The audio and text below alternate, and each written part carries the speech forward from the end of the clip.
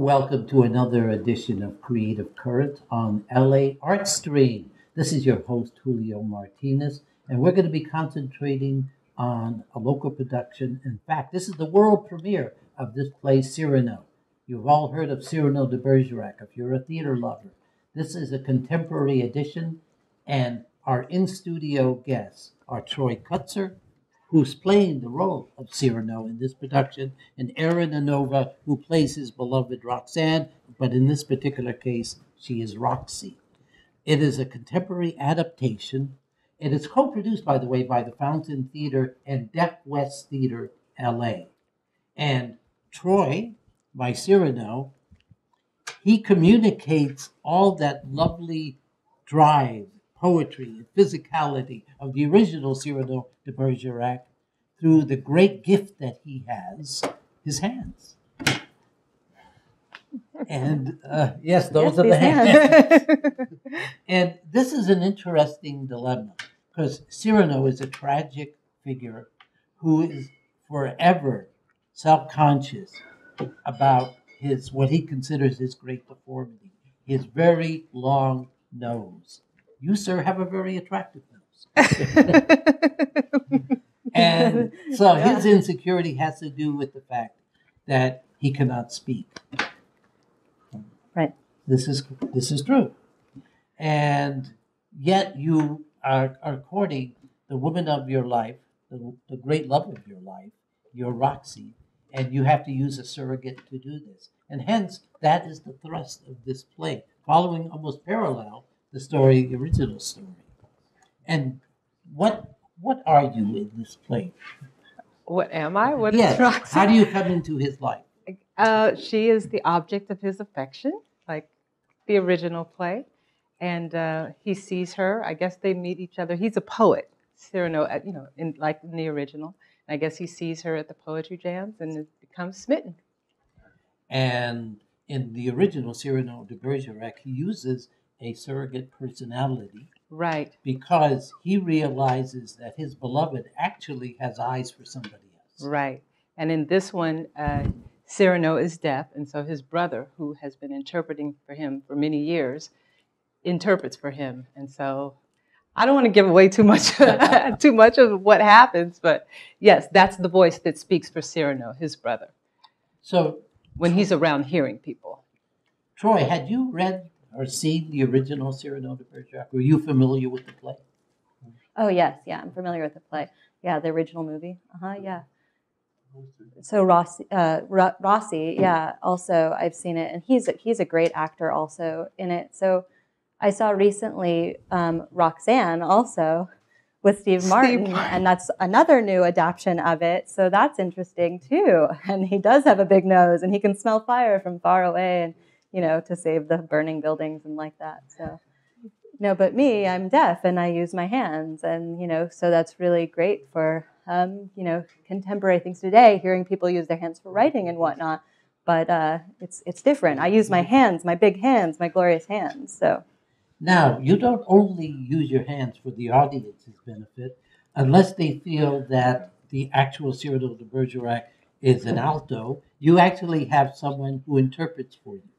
And that person here in our studio is Darcy French Meyerson, a professional interpreter who follows the production and follows your character on stage. No. Oh, not for the production, just for today. Just for today. Yeah. And so we have an interesting situation here. This is a play that people have come to see. They see the action on stage. They're seeing the interaction of hearing, speaking actors and non-hearing actors. The way that the production is designed is so that anyone who's hearing or deaf knows what's going on at all times. So either Troy is signing, and if there are hearing people around, then someone is interpreting for him, usually his brother. Or there are times when two hearing people are on stage, and so there's closed captioning so that deaf audience members can follow what's going on. Or there's the third thing, which is technology. And so there's texting and there's images and all kinds of things. It's a really unique production. This is a new world that didn't exist. It really is. It's amazing. Play. It's the era of social media. Absolutely. Now, there's an interesting dilemma, it seems, for the audience, by the way. Troy, this is the third play I've seen you do. I saw you play the very, very, I would say, mean-spirited Stanley Kowalski in A Streetcar Named Desire. And then I saw you play the more comically mean Pap in the musical Big River. And as an audience member, you get the adjustment very quickly, and you just flow into it. You flow into the timing of the speaking and the signing. But I was trying to think what this must be like in a rehearsal. You have a director who never directed this kind of mixed cast before, Mr. Simon Levy, and he admitted to me in an interview that he said he couldn't be the kind of director he used to be. He had to learn a whole new way of communicating because he couldn't just bounce on Troy's head and tell him, no, do this with more feeling. It's a whole other way of communicating. Right, through an interpreter. And so I have to ask you, Troy, how is that adjustment of working with the director in terms of understanding what he wants to do on stage? Yeah, really, it's, basic. It's working together. Sure, it takes a lot of patience for us. Like, for example, the director doesn't know about deaf culture, and we have two. We have ASL, and then we also have this. We have Tyrone, who is our ASL master, and also Shoshana, who's another ASL master for us. And so we have deaf eyes also, and we have a really good way of communicating with hearing people, and we can see through gesture, and there's a whole other way to communicate that's not just sign language, but involves that so much more. So maybe he doesn't understand sign language, but I'm always playing with sign and poetry in my sign, and so he can see and follow what my meaning is and follow my poems, and he knows what he likes. So it can be very fluid, and I can see if he wants more, and he can tweak it and adjust it, and it's really amazing if I'm translating a certain part of the text, and we decide through the masters and through the direction if we want me to stop or not. And then also Victor Warren, who is my voice actor, he's also giving my sign voice, and he doesn't have experience also working with deaf people. So it's a process of signing and becoming enmeshed with one another, and we really overlap, and it's parallel, and it becomes this one language, this one magical language altogether. Beautiful. I'm sure you feel an experience is similar. Absolutely. Maybe you'd like to share about that. Yes, I had no idea that ASL, American Sign Language, was such a completely different language unto itself, with different grammar, syntax. It's not just taking English and spelling signs. It's a whole nother thing with subtleties and nuances that hearing people just, wouldn't get. So that was, I really want to learn it now. I really do. It's so beautiful, and it encompasses really the whole body. It's not just, the hands are important, but I've learned it's eyes. It's what your face is doing. It's what your shoulder, it's all of it. But yeah, the process of integrating all that has been really amazing to watch. And for the voice actors, they are following Troy's signs, but like it's fluid. It's moving still, even as like Victor, if Troy pauses, Victor, his voice actor, pauses and waits for him to go. It's not just like trying to just stay on top of, it's intuitive. That's what I guess I'm trying to say. It's all very intuitive. And it's just a beautiful process. As an actress, I only sign in one scene, and I don't want to give away too much, but in the play, I sign badly, and in real life, I sign badly. So it was easy to do. But they purposely didn't teach me how to do it perfectly so I could look like someone, because I really was like, I want to get it right. I want to sign, tell me it's perfect. But they were like, no, just because you're understood. That's another thing I'm learning from that deaf people are so used to having to interact with hearing people who don't have a clue. Very, very good at intuitively guessing what we're trying to say and what's going on. So like it doesn't have to be perfect. So you answered the question I was going to ask, which is, have you ever done mixed production like this. No, I haven't. This is your debut. It's been an honor, yeah. The rehearsal process.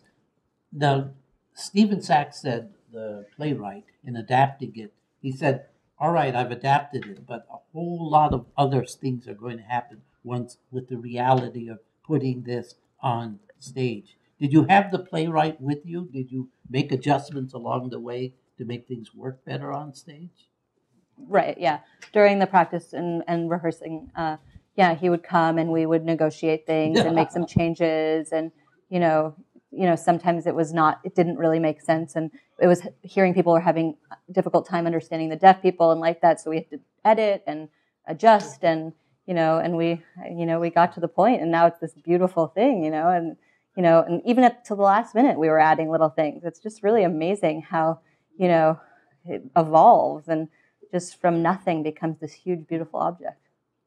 There's one scene that is very inherent in the original production. It's the do a poem while you're having a duel. The fight scene. The fight scene, which is hilarious in this particular case. Yeah. Mainly because your character has such an absurd sense of humor about it all. And that is really attributable to you. That really works very well. The choreographing of that, the physicality, as well as the words, as well as the signing. Is it a longer rehearsal process than you were used to? I'm talking to you. Oh, well, I'm not involved in the fight scene, but yes, we rehearsed, I think, 2 more weeks than Fountain typically rehearses their shows.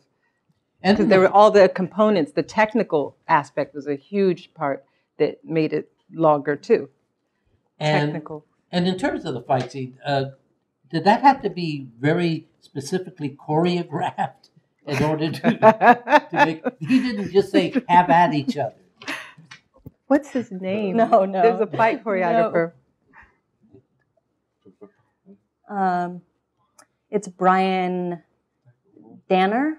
Yeah, he's a professional fight choreographer, and it's really interesting to watch his process. And, also it's like patting your head and rubbing your belly at the same time. It's signing and moving this fight choreography at the same time. And you have to make sure you're safe while you're doing it and you're signing. And it's just this huge process together. And you'll have to get it all in your body all at once. So the choreography is really specific, and he fits it in with the language and it works out. And, the body, you have the legs, and then you have your chest, and it's all of these points of, and then you fall, and I'm also telling a poem at the same time. Right. 2 weeks, 3 weeks, all of this going on at the same time, and then finally you got it, And, it's not with weapons. So, my hands become my weapons, yes, in the language, and That's also as in the fight.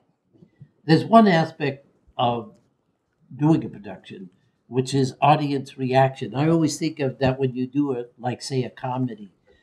You don't know where the laughs are going to be, so you have to time it. So you don't jump on somebody's line if someone's going to laugh longer than the audience is going to laugh longer than you think it is. So I'm fascinated whenever you have a situation. The hearing actors can tell where the audience is, but the actors who do not hear, how do they depend, or what do they depend on to get the timing right to the audience? It's actually a really good question. It depends, depends on my lines. For example, I sign something funny, I have to make sure that I feel safe working with the hearing actor, so I kind of maybe depend on their listening to the audience a little bit. And then I wait for their line to be finished. And, sometimes I'm a little cautious if I should hold on a little bit longer, but it's eye contact, So I wait for them to turn their head and look back at me, and then I know it's time to say the line, make sure it's all clear that way. So, that's just an example. And plays evolve during the run. Are there, for you, Erinn, are there things that change for you once you have moved and are living in this play now? I had a great discovery last night. Yeah, Really? I did. Yeah, in one of the scenes with Cyrano's brother, we have an intimate scene, and I had a discovery that made it more intimate And it was cool because he actually noticed afterwards. He was like, "Great scene," that he saw that. So yeah, you're always discovering things and learning more about who your character is and what it is that they want. And also, everything I say is something that's giving away. But I had an epiphany about the scene with Cyrano. Like, I don't really have that many scenes with him, but in our last scene that we have together, I realized something that I'm not going to say, but I want to talk to you about it, Troy. The show is extending now. You're going on a few weeks beyond your normal run. July 29th. And I hope this didn't interfere with your film and television careers for both of you.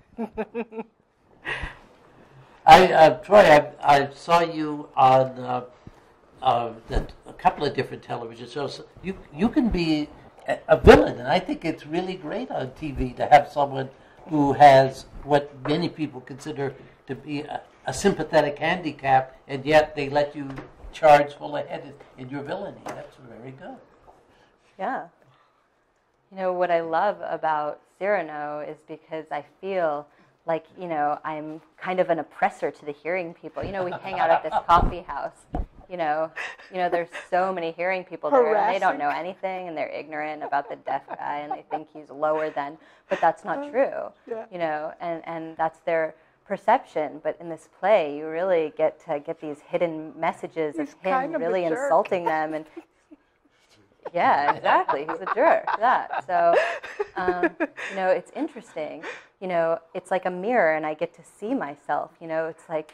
And all these prejudices, but really I'm flipping it. I'm the deaf guy being prejudiced against them. It's really interesting. So, right. It's different, to separate the language from the deafness and all that. It's sometimes I feel like, I'm a foreigner here in America. I don't know if you know what I mean. Yes. I was born here in America, but I do get that sense that your character, Erinn, thinks he's a bit creepy. At the beginning, in the opening scene, like. Wow, what is this? He comes into this place for hearing poets and just, kind of rams one of the poets, like says, "You're terrible," to one of the hearing poets. The play now that is going through the end of July, have there been any discussions about moving it, taking it anywhere? I don't know. I should be talking to the producers about that. Yeah, I hope so. I sure hope so. I'm also wildly curious about the future of Deaf West. You have a theater of your own out in the North Hollywood district, which is currently being rented by the Antius Theater. All right. And the company originally left the theater to go out into the big wide world and take the musical, Big River, yes. First to the Music Center and then to Broadway. So now we're waiting for you to come back. We're waiting for Deaf West to come back to Antius. But this has been a really wonderful collaboration between the Fountain Theater and Deaf West Theater, because it's not the first collaboration you've done. You've done previous work together. Stephen Sachs has. Yeah, no, long history. And there's a new director. When Deaf West actually began, it was born in '91, It actually started there in Fountain.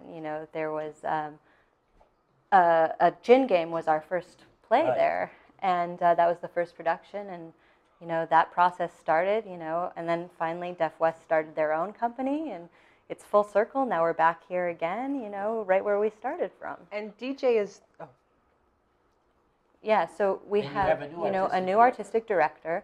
Yeah, Deaf West. That's David Kors. And he's a younger guy, so, new blood, new generation. We'll see what's happening next. I don't know. It's wonderful. I can't believe it. We have a great team. Our board is wonderful. We're looking for some more funds, but I don't know. Do you have money? That sign everyone understands. Right. The show, this particular show, you've taken a classic and adapted it. I remember the show that really surprised me is when the first time you guys took on a musical, which I think was Oliver. Pippin? Was Pippin before Oliver? Oliver, and then Pippin. Right. Okay. Yeah. And seems pretty away. Sleeping Beauty, I'm sorry, Sleeping Beauty. Yeah, that was the 4, and then Big River. So that was the 4 that we've done in the past. So it's very ambitious and very brave, because in musicals you sing, you dance, you do all those skills that are inherently dependent upon a keen sense of hearing. And you make it work on stage. So... Yeah, I'll have to admit, I enjoy music, yes, of course, but it's such a challenge, because with straight plays, I can feel free, and, I have emotional range that I can express, but then in these plays with music, I feel like music is kind of controlling me, because I'm constantly trying to fit in with the music and make a match to the music, but with straight plays, I'm free to learn and, do it all kind of more independently. It's a little bit of a different experience for me to be dependent on that and analyzing the music and what is the mood of the music and, wanting my sign to match it. But, there's all these signs and I need to match the 4 beats of the song and make the rhythm right. And so, with dialogue, it's more my natural element. I'm more on my own. There was one great staging I saw when you did Big River, and that's the introduction of Pap. And it was so beautifully choreographed, your character coming out of the closet, the other Pap coming from a different direction, and sort of meeting in the middle. And it really, realized the character so beautifully. Wow. And incorporated both the speaking character and yourself in the play. It seems like a great challenge, but a great opportunity for a very creative director-choreographer. Yeah. It was interesting, the director, Jeff Calhoun, he's also the choreographer. The 2 of them work together to show 2 different, the father who is hearing and the deaf, and they're both drunk, and sometimes you can see they're overlapping and they're drunk signing, and it's an interesting concept. Drunk signing, I love it. Yeah, it was all lazy and everything. No, that is something that I'm wildly curious about, because when I went to see Cat on a Hot Tin Roof, not Cat on a Hot Tin Roof, I keep mixing my head. Streetcar? Streetcar. Keep mixing my Tennessee. Yeah. There was a scene where you were signing, and the voice was coming from a balcony, I think, the speaking voice. This was a recreation of the French Quarter in New Orleans. We had this lovely set. And I was with an interpreter who asked to come along, so she was sitting next to me, and we were both watching, and the scene was working very well. And she said, of course, what he is signing is not exactly what he is saying. And that was the first time I ever came to that understanding, that the language is coincided meaning, but it's not syllable by syllable. It's totally different. No, it is a whole new way of communicating, and very tremendously impressive that you both get to the end of the play together. What you were going to say? I'm sorry. Is Troy going to respond? Oh. No, I was going to say what's even more what was fascinating for me is, like, say in the play we have there's an actress named Ipek. She's Turkish, but she's from Norway.